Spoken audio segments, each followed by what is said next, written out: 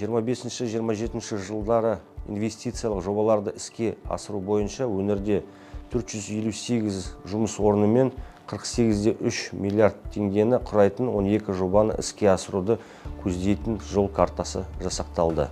2025 жылы құны 27,6 миллиард болатын 5 жоба іске қосылады деп күтілуде. Атап айтсақ, 5000 тонна құс етін өндіру фабрикасы, жалпы сыйымдылығы 21,5 мың тонна болатын 2 көкөніс сақтау қоймасы, 5-6 гектарды құрайтын жылыжай кешені және мал азығы, оның ішінде жем өнімін дайындайтын зауыт.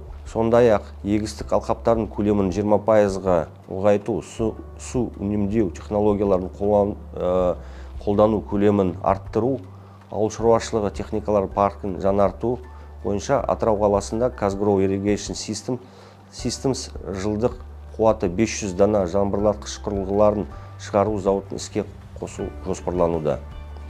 Сондай-ақ ауыл халқының табысын арттыруға бағытталған ауыл аманаты бағдарламасы аясында 25 жылы 1 миллиард теңге көлемінде қаражат бөлінді.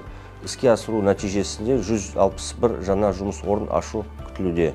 Облыс бойынша 25 жылы 240 шаруашылық құрылымында және жеке секторларда 9653 гектар көлемінде егін егу жоспарланып отыр.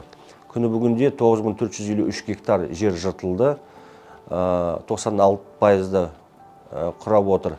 Қалған 200 гектар жерлері көктемгі егін науқанына дейін жыртылатын болады. Оның ішінде картоп 638 гектар, көкөністер 3070 гектар, бақша 1415 гектар және мал азықтық дақылдар 4530 гектар. Өңірде егіншілікте су үнемдеу технологияларын пайдалану, яғни тамшылатып суару және жаңбырлатып суару арқылы суармалы жерлер көлемін ұлғайту жұмыстары да жүргізіліп жатыр.